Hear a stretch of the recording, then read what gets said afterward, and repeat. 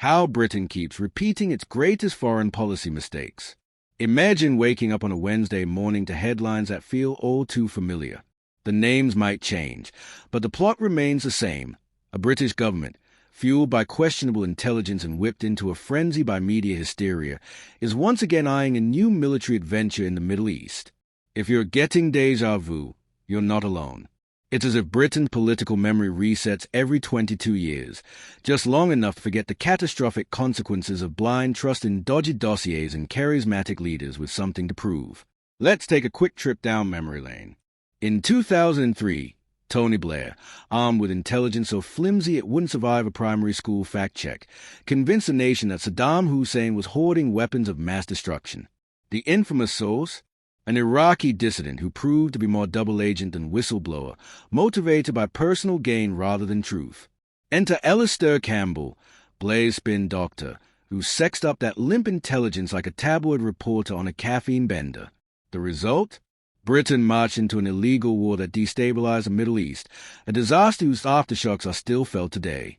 A handful of principled MPs and human rights lawyers tried to impeach Blair, a revolutionary move in British politics, but their efforts fizzled out faster than a chocolate teapot.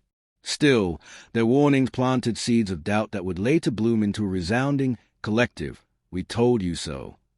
Fast forward 22 years. You might think the lessons of Iraq would be tattooed on the nation's political consciousness. Think again. Now it's Keir Starmer's Labour Party putting the IAF on standby, this time targeting Iran. The justification? You guessed it. Allegations of weapons of mass destruction and clandestine nuclear programs. The script is so well-worn it's almost comical, if it weren't so deadly serious. The media's role is even more baffling. Where 2003 featured some genuine journalistic skepticism, today's headlines are often shaped, and sometimes silenced, by lobbying groups and online outrage mobs. Criticize Israel's actions against Palestinians, and you risk being branded anti-Semitic before you can say war crime. Meanwhile, civilian casualties mount, humanitarian aid is blocked, and Israeli ministers make chillingly open threats, all glossed over by news coverage that treats targeted assassinations of Iranian scientists as just another Tuesday. Amid this backdrop, a surprising figure emerges, Lord Richard Hermer, the Attorney General. Unlike many of his colleagues, Hermer seems to have actually stayed awake during international law lectures. His reportedly warning Starmer that any military action against Iran would be illegal under current circumstances. There's no UN Security Council authorization, Britain hasn't been attacked, and the so-called humanitarian intervention clause might more plausibly be invoked against Israel for its treatment of Palestinians, rather than against Iran. The irony is thick. Iran, painted as the aggressor in Western headlines, is actually entitled to self-defense under international law after being targeted by Israeli strikes. It's a bit like punching someone in the face and then complaining when they hit back. So why is Britain even flirting with repeating these mistakes? Enter Donald Trump, the chaos catalyst. His return to the world stage has emboldened Israel, making American allies jittery about economic fallout if they step out of line. Brexit has left Britain particularly vulnerable, and there's a palpable fear in Westminster that refusing to play along with Washington's whims could cost the UK daily. But here's a pattern. Britain gets dragged into American wars based on lies.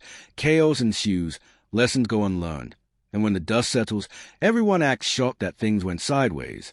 It's like watching someone touch a hot stove, get burned, and then do it again out of sheer disbelief that heat burns. If this all sounds depressingly familiar, that's because it is. The same lies, the same illegal justifications, the same media complicity, just a different decade and a different Middle Eastern country. The real question isn't whether Britain will make the right choice. Recent history suggests such optimism is misplaced. The question is whether we, as citizens, will finally hold our leaders accountable when they inevitably get it wrong again.